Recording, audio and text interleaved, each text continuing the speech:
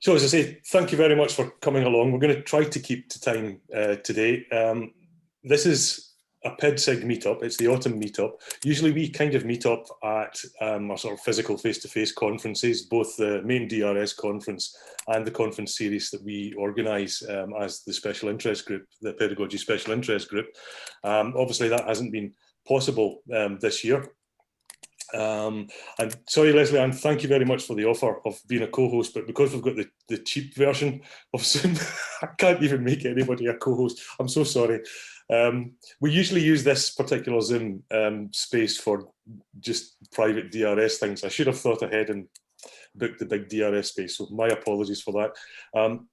So to say, welcome to this first autumn meetup. I'm conscious of the fact that we've got a lot of new faces here today as well, so I thought the first thing we could do is maybe quickly introduce the convening group, the pedagogy convening group. So maybe Naz, do you want to go first? Okay, thank you. I'm Naz Börükçü from Ankara, Turkey. I work at Middle East Technical University, Department of Industrial Design. I've been teaching there since 2003. Cool. Ingvild? Well, is Ingvild here today? I can't remember if she was able to make it. Don't think so. I'll introduce Ingvild if she turns up later. Nicole, do you want to? Let me unmute. Yeah, hi, Nicole. I'm from the Open University in the UK, originally from Germany. Been living in Hong Kong as well.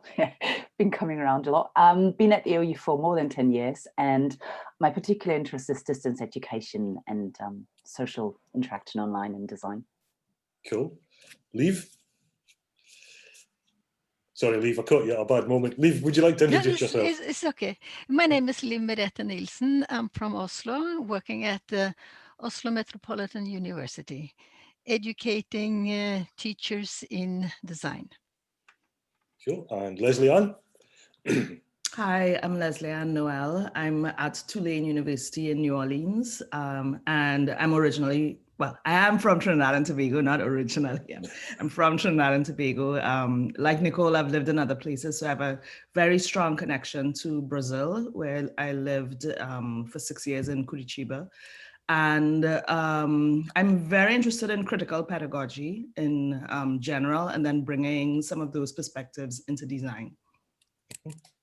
Cool. And finally, my name is Derek Jones. I'm from the Open University. I'm a lecturer in sustainable design here.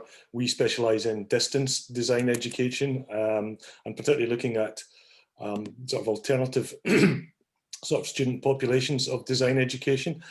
So together, and we've also got Ingvild as well, who may join us later.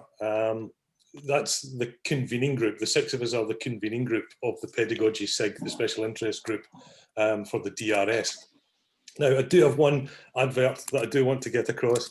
One of the things that we do, as I said earlier, is organise a biennial conference, the Learn by Design conference series. I've just put the link in the text box to the 2021 conference. We've been going through a process of collecting tracks for that conference. We've been trying a slightly different process this year, much more of a co-design process, collecting tracks. So hopefully the call for papers for that conference will be going out in the next 3 to 4 weeks ish. Is that about right, Liv? We are planning to have it on the 9th of November. 9th of November. That's the plan. Cool, excellent, brilliant. And the conference next year, hopefully it will be in China, in Shandong. Institution of Design. It's a really interesting design institute that they have over there. We'll see how things go. We're obviously looking at contingency plans and what else we can do if the situation doesn't change. So I had to get that. That's the sales pitch over. So today's event, the theme for today is round about futures of design education, and I guess this is partly in response to what's been happening in the world, to the pandemic and the massive pivot that many of us have had to make in education. But it's also partly in response to a number of other projects. And in particular, one project that a member of the Pedagogy SIG has been involved in that are, again, looking at futures of design education. So it seems to me, and it seemed to all of us, that there really isn't a shortage of visions for what the future of design education should be. I guess you could paraphrase the late Ken Robinson when he tells people that he's a teacher, the fact that every single person has an opinion on education. So if we've got no shortage of ideas for futures of design education, maybe there's other questions, there's maybe other things that we could look at. You know, do we need more visions? What other ways are there to look at this? What are we not considering? What's the purposes or the values behind it? And that's where we thought that the pedagogy SIG could come in. Our community of experts might be a good place, a good group of people to look at these kind of other things, these kind of meta issues, the priors or the contexts, not just at the futures themselves, but the stuff, I suppose, that sits round about those futures, because that's what we're kind of good at. That's what we should be good at. Now, we've got no idea how this is going to work. This is just a really initial meeting, just to sound people out, to get some ideas. And I suppose the other thing as well, I guess we're kind of keen to also treat it like a design process itself. The idea is that, and particularly with something like this, how you go about it is arguably just as important, if not more important, than the actual outcomes. You know, who you're including, what you're doing, how you're actually designing the design process. So we might have ideas for future sessions, but again, they are just ideas, and they're just our ideas. And I suppose because we're embedded in it, we're maybe repeating the same sort of old ideas. What we're really interested in, though, are different ideas, and particularly more plural ideas. I'm not going to say that we've been infected by Leslie Ann and the pluri-sig sort of ideas, but there's absolutely no doubt that there's a lot of value to be had in being far more plural, and it's something I think that we need to not just acknowledge but actually actively work towards. Anyway, I'm not going to bang on about that. I'm sure most of you know how I feel about that, and a lot of us do. So today is very much a starting point. We are interested in seeing whether or not anyone's interested in engaging in this. We're more than happy to arrange future sessions around particular themes, maybe different modes of discourse, maybe different ways of talking about it. But as I say, what's really driving us is this notion of asking the questions round about it. It's not necessarily coming up with yet another future. It's perhaps helping others who are looking at that question or that specific, and maybe asking some of them, and particularly bringing our expertise, you know, what we're already doing. So please, if you're interested in being involved, then please either put your email address in the text chat and I'll capture it later and we'll keep in touch, or get in touch with me directly if you wish to do that. We've also got a shared notes document as well. I'll stick a link to that in the text box a couple of times. In fact, I'll do it just now. And again, please feel free to put your email in there if you prefer to do it. It's entirely up to yourself where you would like to do this. Sorry, I'm really bad at multitasking. You can see different bits of my brain actually switching off when I have to do certain things on a computer. My apologies. Okay, so today's event, we thought that we'd start by maybe just having a couple of really interesting people just talk about some really interesting subjects to get us, I don't know, started on things. Again, what we're not doing is necessarily looking at a future of design education, but I say looking at some of the issues round about us, and even some interesting things that might inspire us to think or reflect on, not just talk about or discuss, but to reflect on, you know, why it is that we do what we do. So we've got two really interesting people. Lucia Trias is going to perhaps look at the legacy of certain historic global design education experiments. Is that the right word? I'm not too sure. I don't know if you can refer to the Bauhaus as an experiment. I'm going to get into trouble for that later, aren't I? And we also have Ashraf Salama, who will look at some of the present challenges and put that together with some contemporary design theory. Now, these are intended to be really quite short presentations. They're kind of instigations, I think, more than anything else. I would encourage you to look at the work of both of these people, and I'll say why in just a bit. There's a bit more information, as I say, on that shared document. I'll just post that link again, just in case anybody did miss it. Please feel free to make notes as you go along. Think of this as an appetizer, as a way of getting into this. As we are completely open as to method and process. So first up, I'm going to maybe ask Lucia to say or to present a few things. Lucia's master's thesis was actually at the Bauhaus, Dessau, and it was on the role of modernity in Uruguayan design education.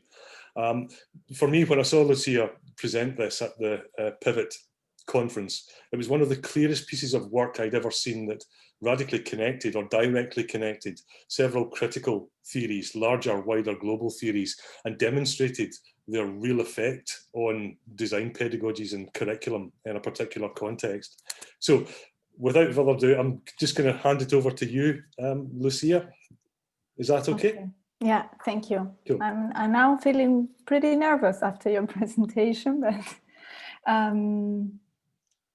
can I be granted the possibility of sharing screen? Surely, let me just do this. I will. So hopefully you should be able to do it now, Lucia. Yeah, perfect. Cool, Thank perfect. you. Go ahead. So there you go. So first I would like to start by congratulating Bolivia's democratic victory, and as well as Chile's on its win over Pinochet's fascist constitution. I wish all the best for both countries, and also would like to extend my solidarity to the autonomous camp of Pipka and all refugees people living there, and also a big hug to my sisters in Poland. For today, I prepared some questions which I won't answer, but I consider very important if we are to think on different futures for and of design education. So I will quickly try to trigger some reflections around them. And for this, I will refer to one singular quote. And this quote, in this quote, there are several delicate and critical notions that assist a modern colonial narrative of design. And I will just point out a few of them. First of all, to contextualize and to explain the first modern colonial structure, this is a quote of Annie Alberts. Annie Alberts, as a white European cis woman, was granted the possibility of being a Latin American textile expert, a position which was majorly possible due to her institutional relations towards the Bauhaus and Black Mountain School. Such relations push her not only into becoming a global referent on design of textile design, but also as a symbol for design pedagogies. So to jump more into the modern colonial aspect that emerged from here, that I still see present on today's education. In general terms, I would say that in this quote, we can see a narrative that is based on the idea of the global north, defining and telling the history of the global south. And therefore the global south is positioned as a mere object of study. This idea of point of zero shows an unidirectional and singular perception of history, which is proper of rationalism. And this positions Peruvian cultures as part of a past. That is to say, a place where we should come back to the point of zero, to a primitive moment of life. And this reproduces a notion of primitive, which is understood as a stage from where we should move forward. A state to be improved, let's say. The mechanism of imagine or imagination, while associating Peru to having nothing, assists the erasing of indigenous peoples' histories and knowledge. And this repetition of imagination in regard to communal life and to the connection of peoples with nature creates a decontextualization of human relations with their environment by erasing completely human actives as an active part, by erasing human as an active part of this imagination process. We open the door for an overtaking of global South political and cultural subjectivity, global South people's cultural and political subjectivity. In this constellation, then, the global North students are taught to be capable of easily imagining hundreds of years of communal life in a classroom as individuals and positioning them in an almost natural situation of dominance. At the time that eliminates all possible exchange in between peoples of the global South and peoples of the global North. Oh, my computer is somehow. So this clearly is driven by a dualism between the human and the nature, in which both function as interchangeable objects, and mostly where nature is seen as the man for a major resource of materials in order to provide things for individual needs. In this constellation, I see two big problematics, and it's that Global South designers are, through an hegemonic narrative of design education based on the monumentalization of some institutions, in this case, Bauhaus and Black Mountain, completely separated from connecting their personal life and experience to their design practice, and are, let's say, condemned to always look towards the global north in order to catch up with the design development, but also in order to be able to connect their experience through, to connect their cultural experience through the perception of the global north people into their design practice. So we create like a double circle of dependency. At the same time, and this is a point that I would also really like to discuss, is the global north designers in this context are completely deprived of a critical rereading of their own colonial history, a colonial history in which they are completely still embedded. And I think this is a very key point if we are to advocate for an anti-colonial design education, that it's not only for the global south, but that's also for the global north. And in closing, I would just like to say that the very structure of appropriation of subjectivities and dominance should always be understood from a transactional perspective, that like the structures that I'm trying to point out now from a colonial and modernity perspective are also present in all levels of the matrix of domination. So to just name some of them: race, class, gender, and religion. And that would be, I think. Cool, Lucia, thank you very much for that. That was really interesting. I know that this can be a challenging subject for a lot of people, but I think the importance of it, once you start to think about it and you get into understanding a bit more about the subject, the importance of it is absolutely critical. I'd re-stress Lucia's last point there.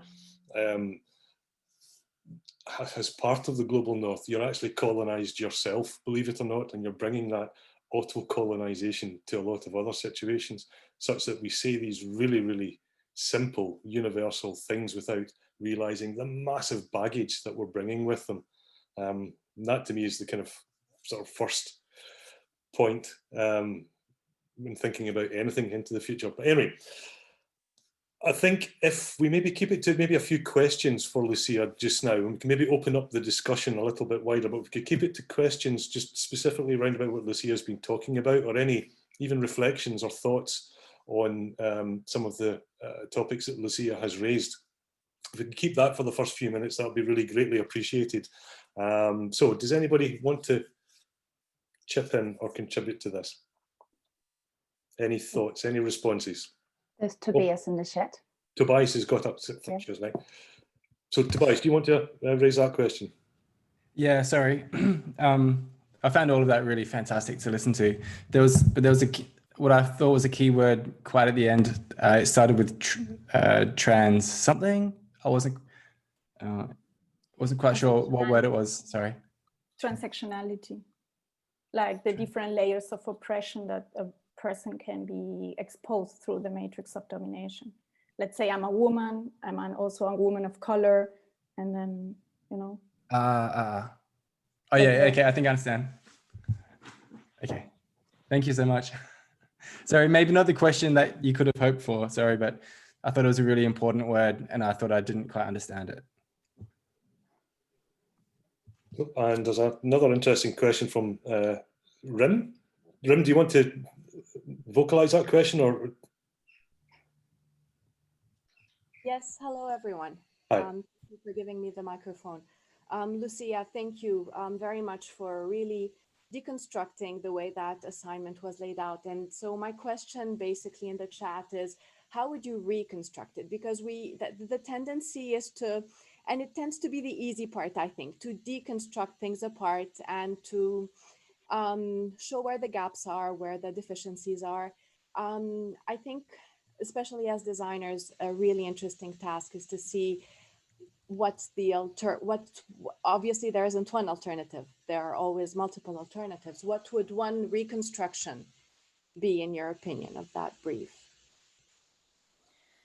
Yeah, so first of all, I would say it's not that easy to deconstruct, because we've been hundreds of years trying to deconstruct ourselves as communities, and we haven't achieved it so far. So I wouldn't say it's an easy part of our work, but I think I get your point anyways.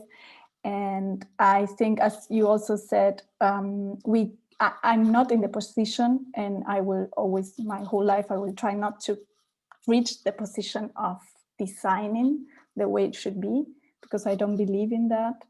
But I think we should construct this for every cultural constellation in which we are thinking of putting in practice a design pedagogy or design model. I think the very first part of this, which I would criticize based on my personal experiences, I myself studied textile design in Uruguay at first, and I learned textile design through the examples of Annie Albers. And I've never got any relation during my studies to the indigenous people's cultures. So I think that would be one of the first things, to erase this hegemony of dominant-dominated, in which the dominant always has the right to create a narrative and be in position in the role of a narrative maker.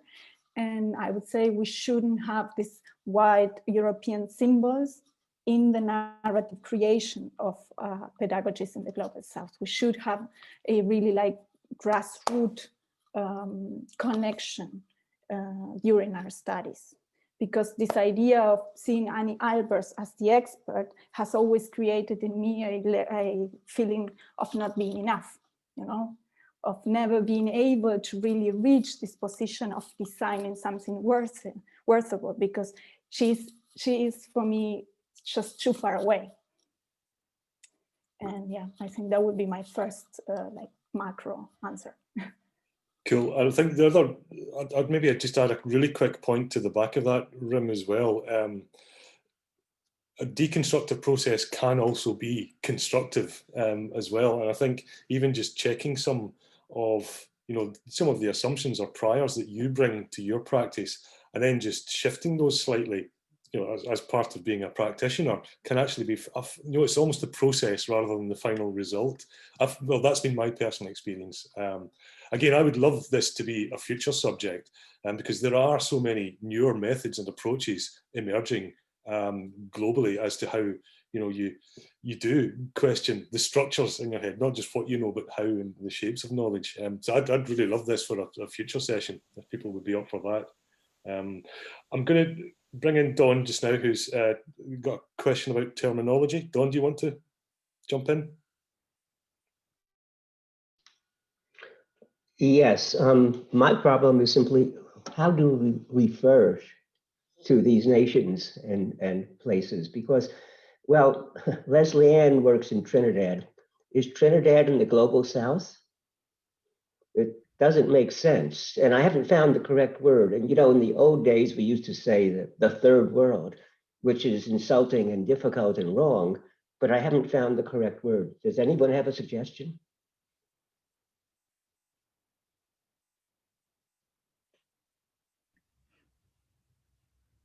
No suggestions, but actually, one of my colleagues, Laura Murphy, who some of you might know because she was at Pivot, very present, she was saying that Global North, Global South, actually she thinks is a little bit better, because there are pockets of the Global North in the Global South and vice versa. Because like right now I'm in New Orleans, which is undeniably Global South, even though it is in the Global North.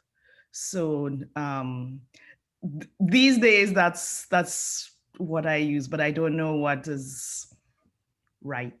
I suppose in many ways it's like creativity or justice or fairness. These are rich conceptual gestalts. They're ideas that humans have. Good luck defining that stuff. I think, well, for me, they're a working shorthand just now that's quite useful, and it refers to the notions of the positions of dominance that Lucia has referred to. But yeah, I mean, it is problematic. And, you know, 10, 15 years' time, people will be looking back on our own naivety, probably. Okay, sorry, I was going to go back to, sorry, Don, was that okay? In other words, you're just as confused as I am. That's what it means.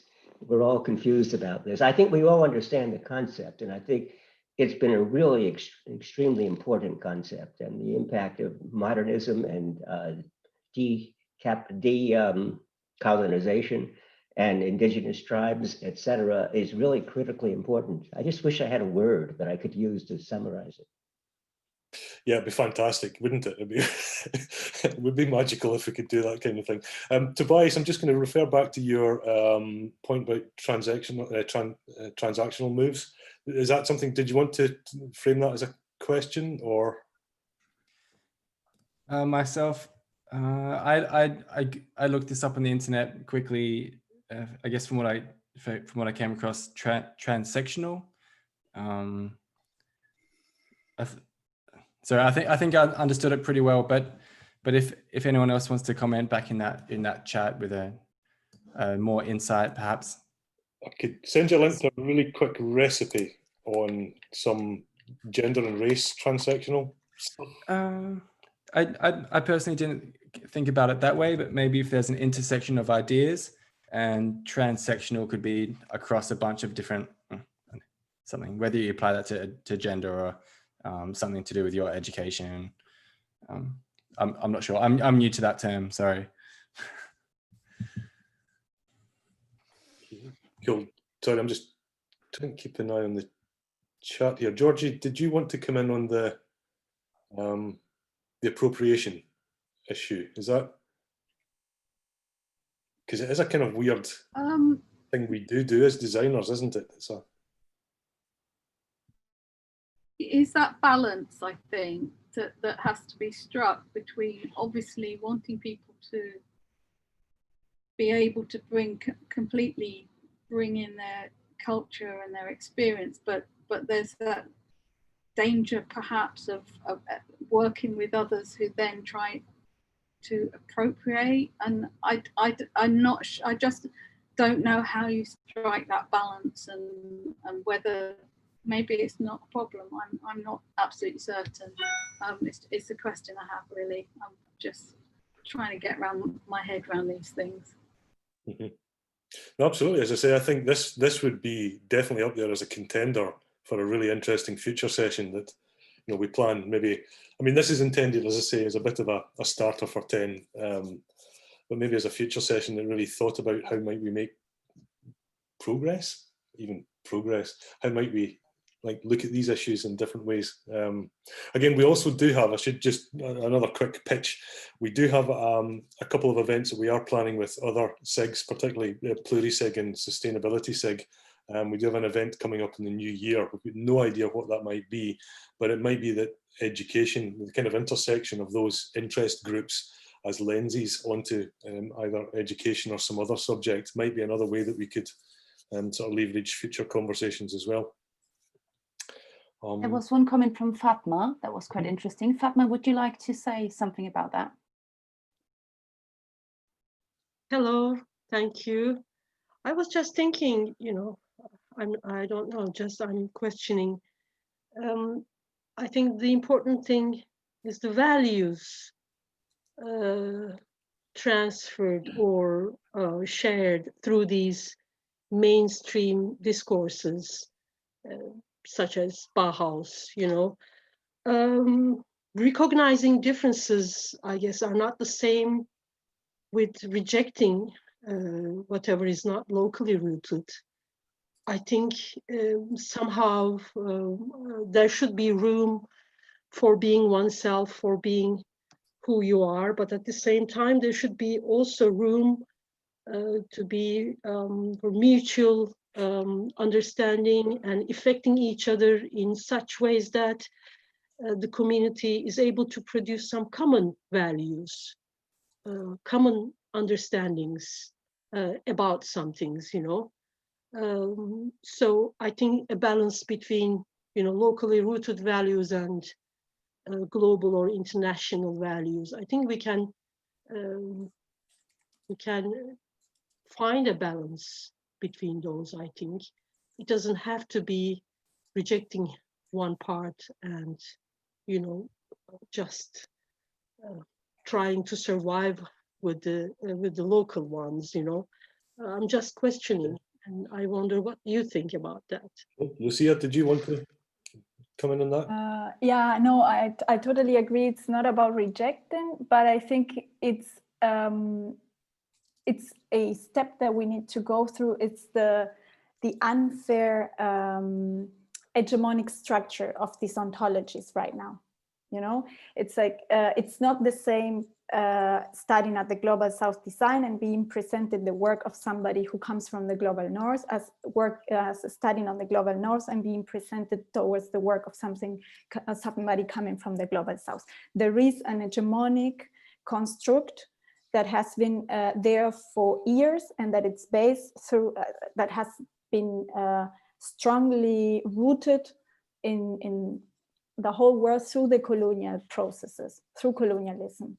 This idea of there are people that are better and that we should listen to them with more concentration than others. And I think this is the like challenging the power structure behind peoples is what I think we should reject these power structures that are behind people, which doesn't mean we should reject then every individual, but the power structure behind them, I do believe we should. And yeah, I think that would be what I would answer. I suppose, I mean, to maybe put it more simplistically in some ways, Fatima, what you've described is almost a value system in itself that would welcome inspection, that would welcome questioning, whereas there's this other value system that we don't really talk about because we tend to take it on as a blame thing that doesn't welcome inspection, that doesn't welcome any kind of challenge, that says, no, this is right, and doesn't even say that, it implies it. So yeah, it's a kind of weird thing just how embedded a lot of these structures are. Does anybody else want to ask any final questions before we move on? Can I just add one? Maybe. Ashraf, please. Yeah. Okay. Yes, please. Hello, everyone. Just want to refer to the Global South definition. Basically, okay, the starting point is about the Southern Hemisphere, okay? And that's 147 nations around the world out of 190. So we're talking about 3/4 of the world. That's the number. We are doing a book, an edited book, which is Routledge Companion for Architectural Pedagogies in the Global South. And we are focusing on the Southern Hemisphere, but not excluding practices undertaken in the Global North, addressing the Global South, or addressing issues within the Global North related to populations that represent the Global South. So if we're talking about issues related to African diaspora or South American or all of that, undertaken in New York and Pratt Institute, we are including that. So it's not only about the geography, but it's also about the nature of issues we address. And I just want to refer to a very important point also. Charles Correa, an Indian architect, always referred to the idea of volume 0 in history books. We always start history books with volume 1.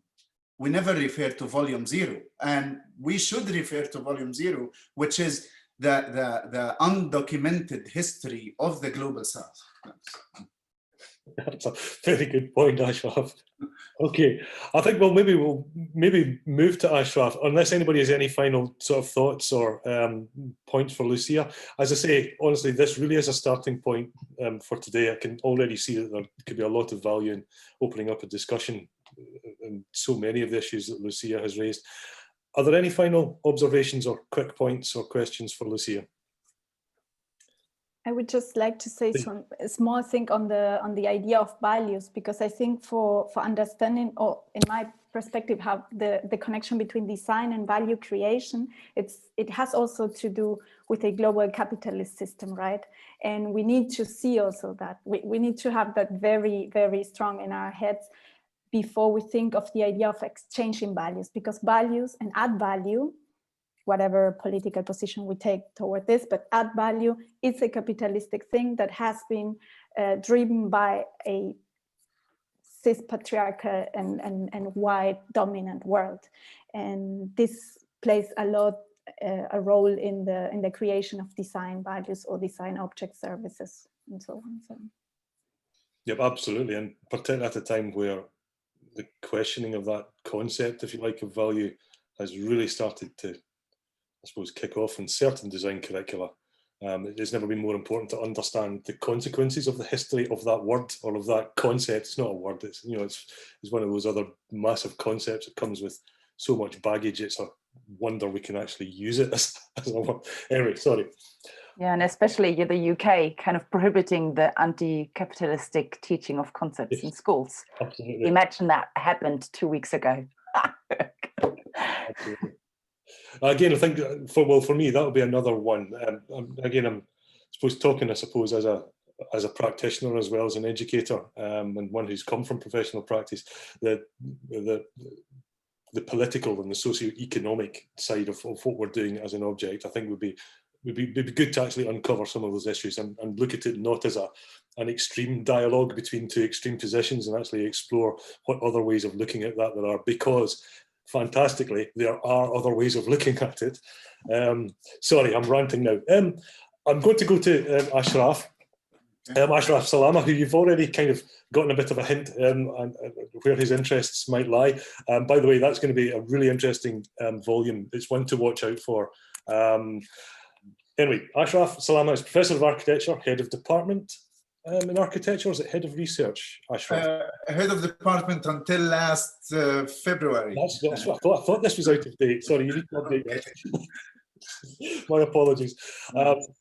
He's written several books on architecture and particularly studio pedagogy. And again, he's one of those unique architects who also refers to design as well as architecture, who understands that there's, I'm saying this as an architect, by the way. Okay. Really, and I hope it's fair to say, what I really like about Ashraf's work is that Ashraf is always looking for these different ways of doing things. I was always picking out interesting ways of teaching and learning. So well worth looking at some of Ashraf's work. And as I say, particularly this new edited volume that's going to be coming out, I think it could be good. So Ashraf, I'm just going to hand over to you. Is that okay? All right. Okay. Thank you very much for having me in this conversation. And thanks everyone for the attendance. I have one slide which would be good to share. It's just to trigger the conversation. And I'm going to share it, share screen.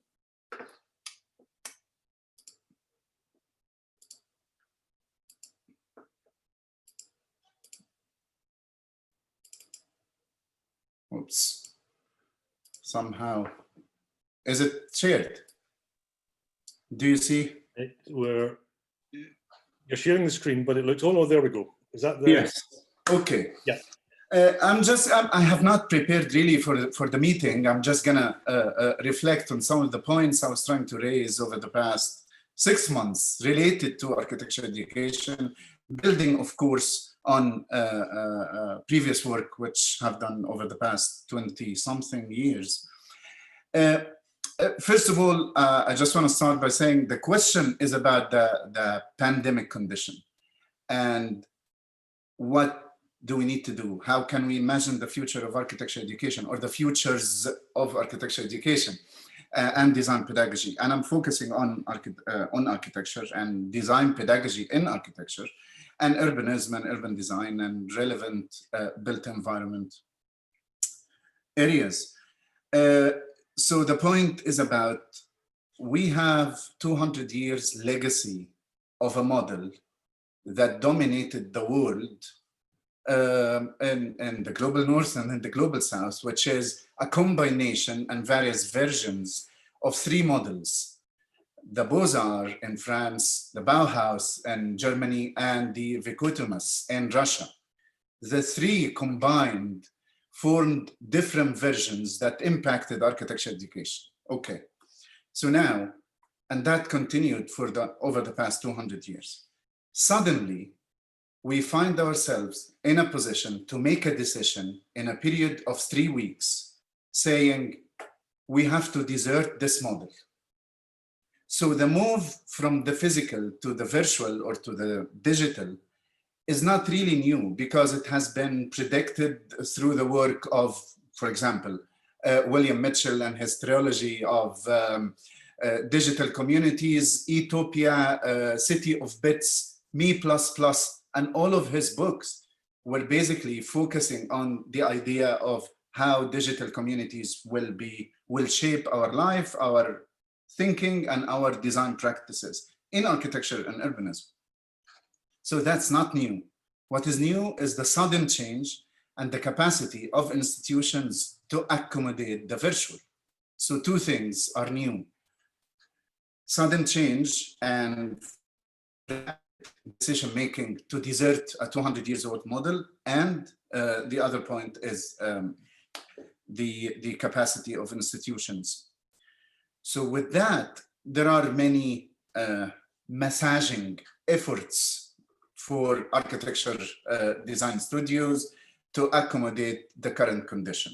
And these efforts are basically trying to provide everyone with IT equipments, trying to look at various things that enable this online engagement and teaching and assessment and delivery of design teaching. Okay, what I call this a transitional model of architecture education. The current moment we are in now is a transitional model that is going somewhere to a variety of things. So that transitional model is focusing on the operational side of things, not the aspirational and the content related side of things. So we are focusing on operations. Okay, how can we accommodate 200 students in sessions? How can we break them in groups? So we're focusing on these things now. But there has to be a room to aspire to really recover architecture education from the negative tendencies that continue to characterize it, based on a legacy inherited from 200 years. So now what do we need to do? I'm just trying to capture the content or the opportunities that we can look at in the future in two terms: the explicit curriculum and the implicit curriculum, or the hidden curriculum. I'll start first because it's a short thing. The hidden curriculum is simply the unstated values, social practices, social norms that stem tacitly from the activities within a learning setting. Okay, now we are encountering a new learning setting. So we really need to investigate the hidden curriculum, protocols, ethics of engagement online, modes of communication between teachers and students. And all of these practices are not part of the explicit curriculum. They are hidden. We don't talk about them. They are not written. And we really need to look at these. Now, in terms of content, which is the explicit curriculum, now we always ask architecture students or design students in general to go and learn from the environment, to go and learn from buildings. How can we ask them the same question in the context of a lockdown or restriction on movement? How can we do that? So basically, we need to redefine the concept of the everyday, redefine architecture and buildings and the environment as pedagogical objects subjected to a specific pedagogic orientation. So that's one. Redefinition of architecture and redefinition of the everyday are really important. I mentioned the explicit and hidden curriculum. Okay, the carrot and stick style of marking, grading, and trying to decompose everything as if we are working within a machine. Basically, we are dividing the entire educational system in design to serve the higher education system interest, not to serve learning. So we look at credit hours, everything is decomposed to credits, decomposed to criteria, decomposed to marking, decomposed to, so how can we look at a holistic system or generate a holistic system that is adaptable in nature, that avoid the punishment and reward approach to learning? That's another one. I would assume that in the future, we would move into remodeling and retrofitting activities in terms of building exercises or design exercises rather than large scale buildings. Definitely the issue of decolonization is an opportunity to integrate in the curriculum. The issue of transdisciplinarity and integrating disaster psychology, environmental psychology into design practices, and of course, public health and many other issues. So the list is really endless and represent alternative futures that respond to a current condition that we are struggling with, that offers also an opportunity for wide variety of perspectives, wide variety of contents, overcoming the negative aspects of the legacy model. So we are going probably adaptable model, a flexible model. And I just want to refer also here to Sean, which we developed a recent article educating future architects in the context of post-pandemic. And we were trying to refer to Sean's work that was developed in the early 70s. He has 2 books, Beyond the Stable State and Technology and Change. And these are really very important. They are pocket books, very small, but very influential. And he talks about the loss of the stable states. There is no stable state. And he said that in the 70s. And we are still assuming that there will be a new normal. There is no new normal. There is a loss of the stable state. There will be hundreds of new normals coming, not one new normal. So we shouldn't expect that, really. And we need to realize that. And how can we prepare ourselves to that? We don't want to fight to stay the same, but we want to be ready for contingent and emergent situations. So I'll stop here just for the discussion. Thank you. Ashraf, thank you very much. I'm reminded actually, just what you said there in the last, a colleague who's a systems thinker, lecturer at the Open University here, he wrote about Sean as well. And Sean started as a systems thinker, and that notion of education being in crisis, the fact that it's constantly in crisis is simply a fact of education, is simply a way of continuing it being a human process in many ways. Yeah, I think, anyway, does anybody want to ask any questions of Ashraf? Because if not, what I was really intrigued by, one that I did pull out was that notion of redefining the concept of the everyday. I quite like that notion. Again, it's one of those kind of like hidden curriculum things that you kind of mentioned. I mean, I'm speaking now as an architect, and the fact that you get the chance, and again, this was something I was lucky to do as an architecture student because of one particular tutor that both Ashraf and I know, Ruth Morrow, who actually forced me to look at the very ordinary things in life. And sometimes when you get the chance to just see something really ordinary, you get to question all of your kind of assumptions about those kind of things. I thought that was quite a compelling concept. Thank you. You know, I think, I just want to add one word.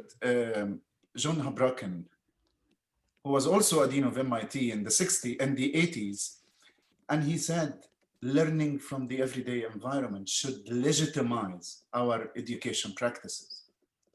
And why? Because you wouldn't trust, it's exactly like, if you teach medical doctors the art of healing without telling them how the human body functions, it's exactly like, teaching architects the art of architecture without telling them how the everyday environment works.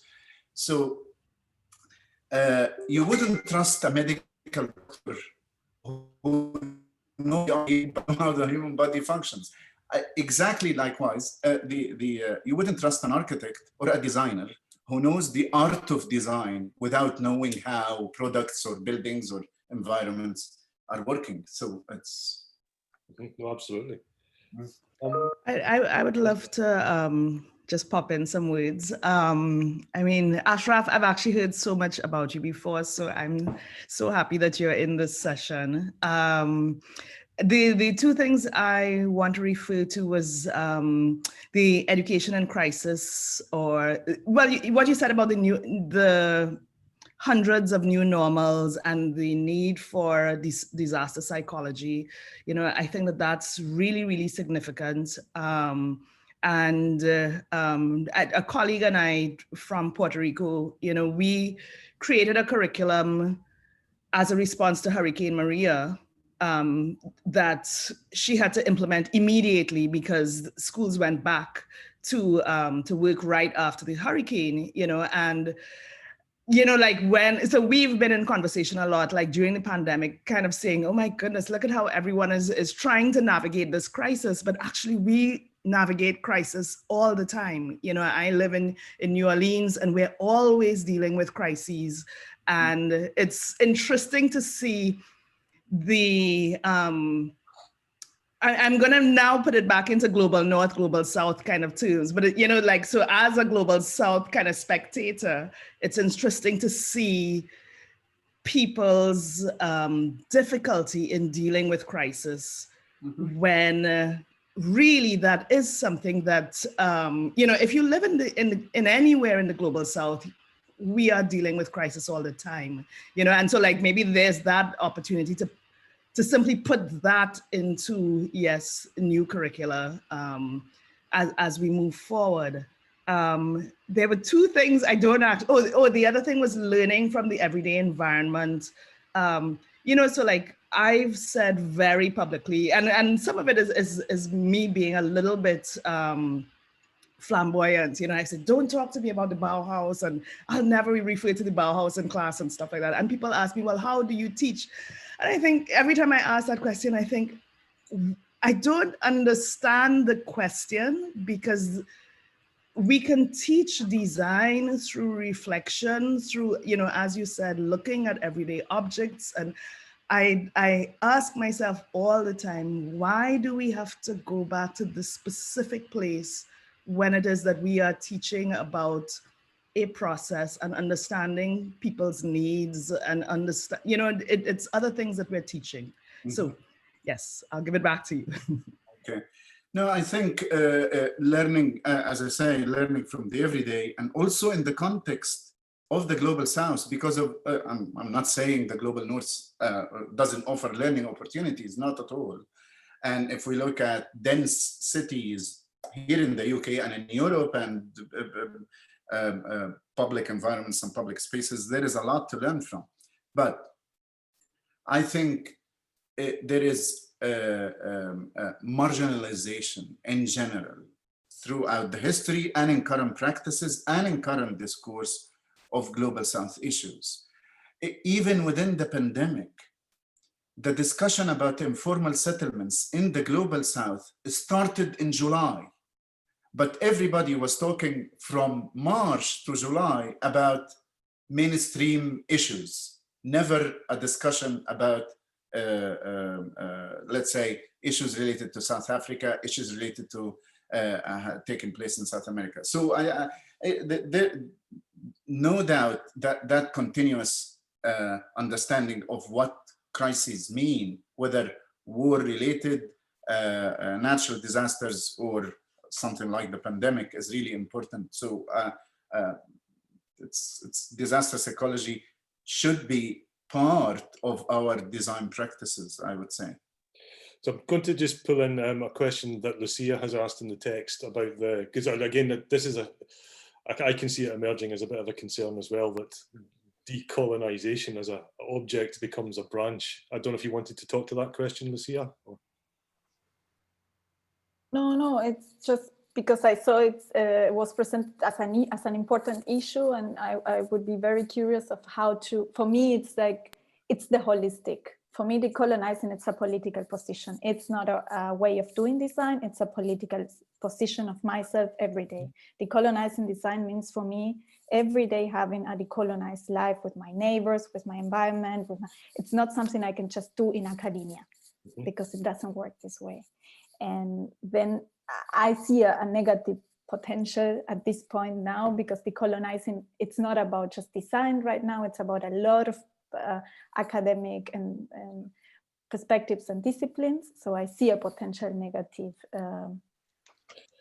So I wonder then, does that relate in some ways to Ashraf's second major point, which is that the systems and the structures that we apply, we're responding systemically in many ways, or operationally. I think you've summed it up perfectly well there, Ashraf.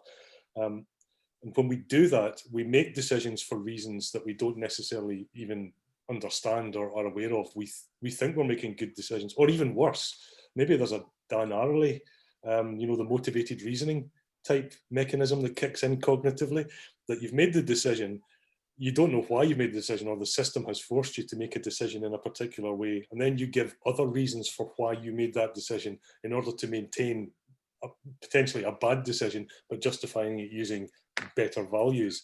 That's a kind of mode of co-option, if you like, of values. I must admit, I've seen it quite a lot in the last few months, and even at a place like the Open University as well, that can be fantastically difficult to break out of those kind of existing operational structures and just how much they influence our decisions. Yeah. I think, of course, it is understandable that all schools and all higher education institutions should focus on the operational model at the moment. But in general, and I refer to also a number of people, systems thinkers from the 60s, 70s, 80s, Russell Acuff, Redesigning the Future. And he was talking about machine age education and systemic age education. And now we are still operating within the machine age education in terms of the structure of the entire education process, the structure of design studios, the structure of everything. We try to organize everything to a level that is limiting. And it doesn't offer really enough learning opportunities. Also, one of the critical points in design, we always target the high quality students. We never address, unfortunately, we never address, and that's also a way of marginalization.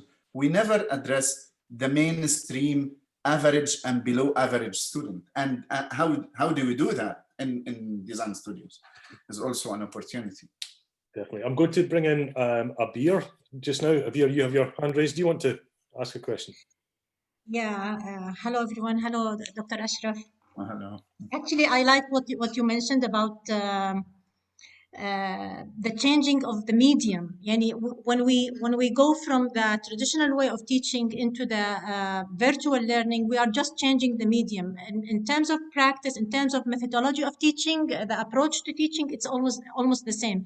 Especially now, after maybe 7-8 months after the pandemic, we started to get used to how to accommodate the same content, but with a different medium. So we're not changing actually anything. We are just going on and on. Yeah. Now, during the last 200 years, as you said, that we are adopting the modern model of pedagogy or of teaching design, regardless of changing the movements from modernity to postmodernity to deconstruction, we are just changing the style that we are producing. Maybe this has something to relate it to design as a concept per se. And design has started as a capitalist theme to produce kind of a market for designers. So in a way, it is something that has been invented with modernity. So they invented the method of how to teach that concept of design. Now, thinking of an alternative model, we have to go back to the concept of design as a discipline per se. It's because we can't imagine a different method of teaching design other than the one that we excelled. Actually, we are mastering that concept. It is very difficult within the same capitalist model to think of something that is against capitalism per se as an economic and political model. I don't know whether you have something in mind about what is the alternative model that might fit with the market today, because what's happening now is that... I'm sorry to interrupt you here. I'm conscious of the fact we're at 1 o'clock already. I wonder, would it be possible to let Ashraf respond to that? Because I think this is another one I think would be a fantastic topic for a future discussion. Yeah, thank you. It really would. Sorry. Very good. Okay, thank you very much, Dr. Abir, for the question. Basically, we are probably operating within that mindset of fighting to stay the same. So we are trying to do everything, and we do changes to stay the way we are. Okay, even the changes that we do, we are trying to do the changes to stay within the comfort zone of who we are and what we do and how we are used to do things and all that. Okay, the current model, whether Bauhaus or coming from Beaux-Arts in France or any, the model that has resulted in the models that we are currently practicing through different versions. Of course, there are alterations and there are many versions of this, but the overall mindset of the current higher education system is that it has been developed in the economic circumstances of the Industrial Revolution and in the within the mindset of the European Enlightenment. The current university system is a 200 years old system. So how can you prepare yourself for the future with a system that has been developed 200 years ago? That's the question. Okay, do we need to change the entire higher education system, for example, and go back to basically universities without borders, universities without walls? You know, of course, there are individual attempts everywhere in the world to overcome these issues, but still they are not mainstream. That's the point I'm trying to raise. I wouldn't say there is an alternative model, but there is a number of actions that we need to undertake to overcome that dominant model, the 200 years old one. Okay, I'm very conscious of the time. I'm more than happy to keep the discussion going for a little bit longer. I'm wanting to just open the discussion out slightly back to the sort of initial topic round about sort of futures of design education generally, and whether or not, I suppose as a group, as part of the pedagogy special interest group, whether it's something we should be taking time to put some effort into, to looking at. So I wondered if anybody wanted to comment on the sort of wider issues. Well, if you let me, I will. I can see a strong disagreement. I think the question was raised from the wrong premise. So one thing I do in design is always try to say, why? Let me get to the core issue. Because the question is assuming that what design is about is making trinkets and devices that companies around the world will sell and make money, et cetera, et cetera, et cetera. No, not at all. In fact, I'm part of a group that meets every Friday to discuss changing the whole model, the whole economic model, the whole governance model. And there's a small group, there's only 5 of us, but it's me and the other person you might know is Arturo Escobar. And what we are trying to do is say, look, design is a way of thinking.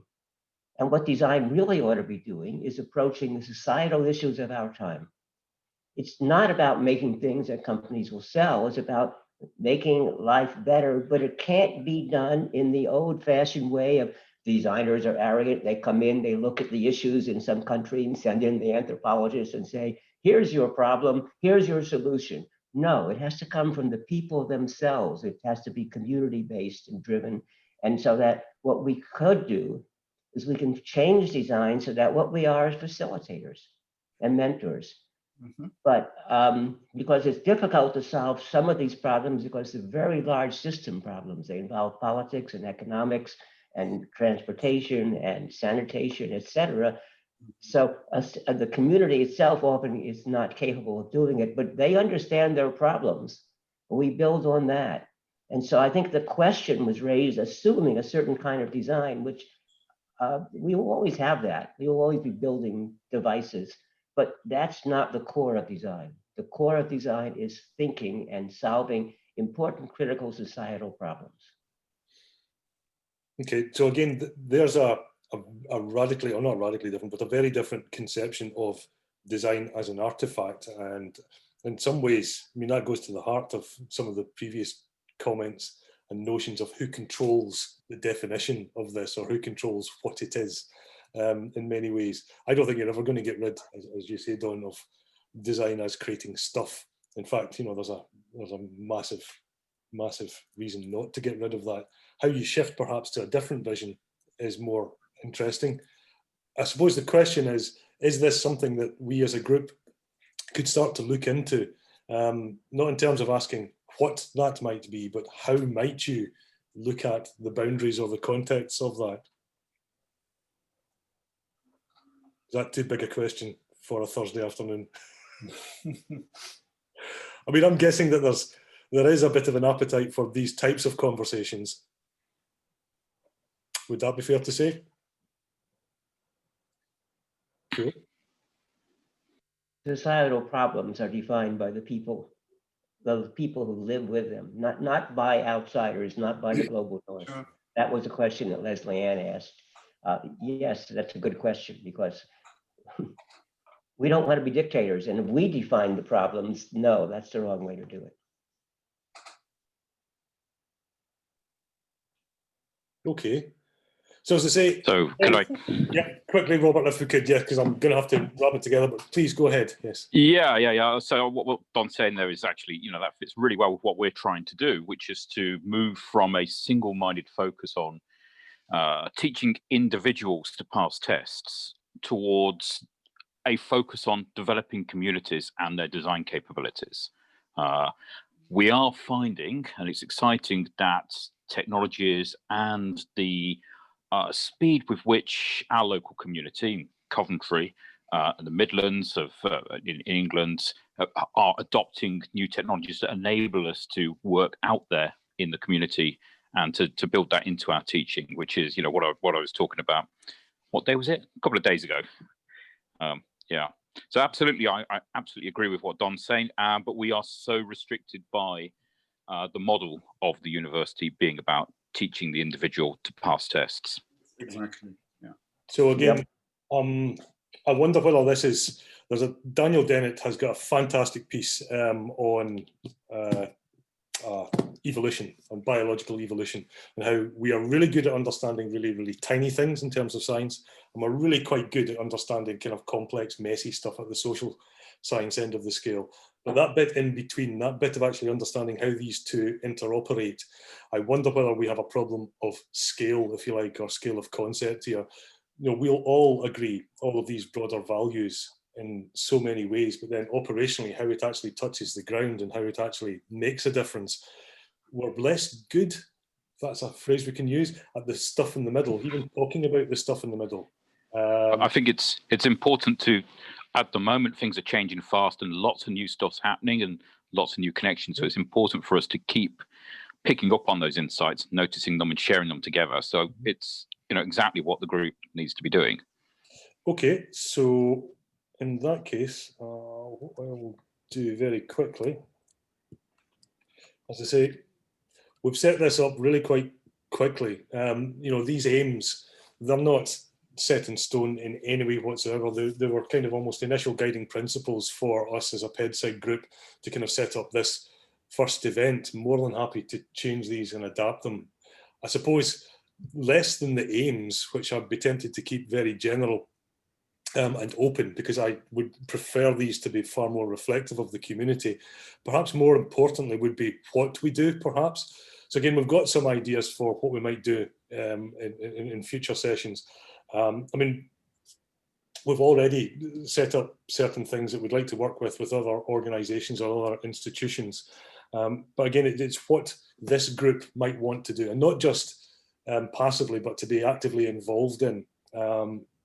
We're prepared to put some effort into organising certain events, certain activities, if people are prepared to put into that too and do something with it. So I guess we're open for business, I suppose, to do something with this, with the group. So it's up to, I suppose, ourselves to talk about maybe what the next steps might be, whether people are interested in doing things. Does anybody have any sort of ideas or notions of that? In particular, I'm personally really keen that we leverage our expertise, which is as design researchers, people who are trying to know something about this kind of stuff.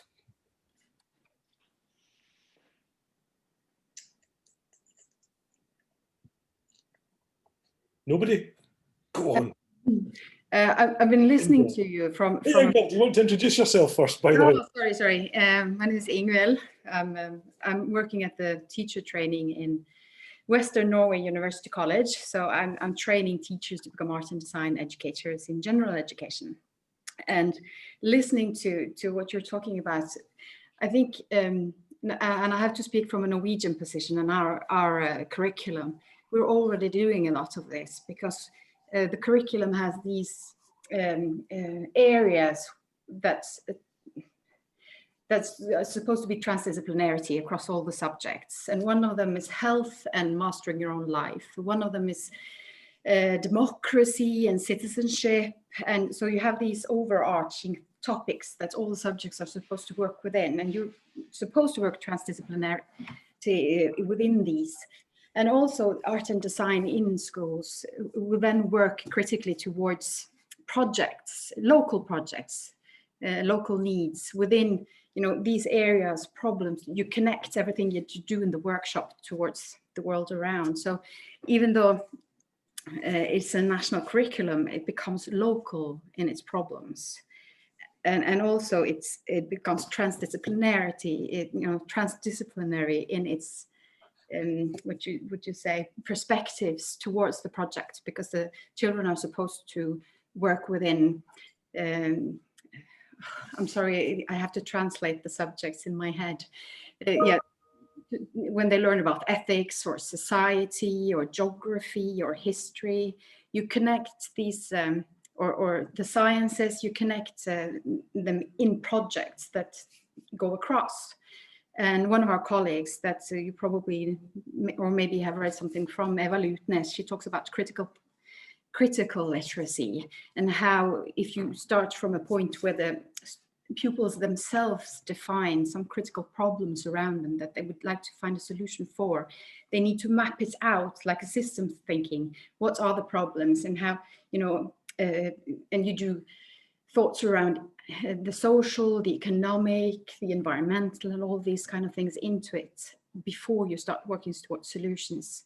So this is happening in general education, which is quite interesting, I think that, and also when we're talking about the hidden curriculum, when we teach in general education teacher training, when we talk about the levels of curriculum, all the levels from the ideological, the actual written document, how it's interpreted, how it's operationalized, and how the students at the end perceive it. And this is the curriculum theory of Goodlett from the 70s.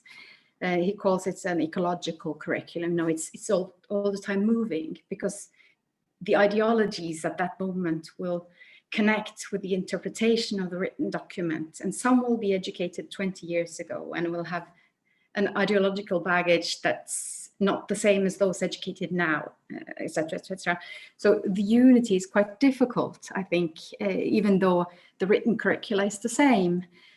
And you have to look at everything, but I think in general education at the moment in Norway, at least, to contextualize it, to enhance the critical, that it not becomes just techniques in the studio or formal aesthetics, that kind of thing. That's the most important, that the process you go through, the critical capacity you build in these projects. So that was just a very long comment in the end. No, thank you very much, Ingrid. I mean, this touches on another of my personal passions. To connect it to Don's comments, Don, what you've described, I would suggest it's almost a case of we're almost wasting our time by the time we get to graduate students or undergraduate students. Maybe when we teach people to be designers in that sort of capacity, we're pointing at the wrong end of the curriculum.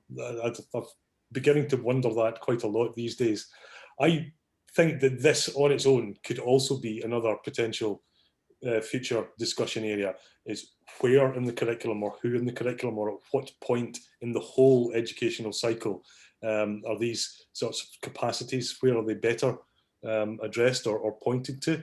I think there's a massive power that we're missing right at in the early years education. Anyway, I'm conscious of the fact, as I say, we're getting on, we're probably getting a bit tired as well. There's been a lot of ideas. I'm wondering whether it's the easiest thing for us to maybe prepare a shared document of ideas, of activities that we could maybe do, or things that we might do, and see whether or not people are interested in doing that. Would that be a way forward for everybody? Would that be okay?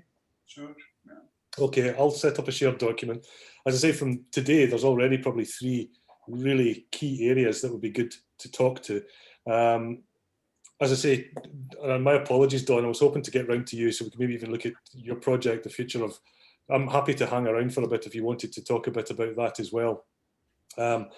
Because again, it'd be good to interface with what other groups are doing. One of the things we'd be keen to do as part of PedSIG would be to work with other organisations, whether it's Dawn's group or Cumulus or some of the other international organisations that are looking at these sorts of things. Again, our particular intersection of expertise is something that you don't kind of find in other organisations, specifically design, education, research, okay? It's quite a specific intersection, and we're quite a weird and interesting bunch of people. So again, I think that there is a specialism, there is a value that we can offer to discussing these sorts of things with other organisations and people. So again, if anybody had any ideas for that level of discussion, I'd be more than happy to talk about that too. Did anybody want to add any last thoughts? Anybody from the convening group round about next steps or activities? Am I missing something that we could be doing really simply, or are we all needing lunch? We should have brought some lunch. Nick, sorry, go ahead. No, just very quickly to emphasize, I think there've been loads of really interesting discussion. I could already see some themes that people agree to. And I think it is very valuable to continue maybe that format for maybe a few more sessions. And then I'm sure something will come out that shifts the discussion to maybe more workshop or research projects or things. So I think it needs a bit more, from my perspective, to just continue a little bit more in order to settle on some specific things else to do.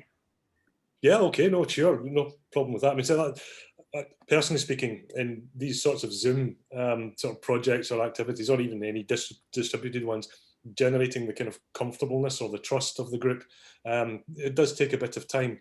But when it does happen, you know, you can really start to, you know, move your thinking to the next kind of level. That's been my experience personally as well. So, okay, cool.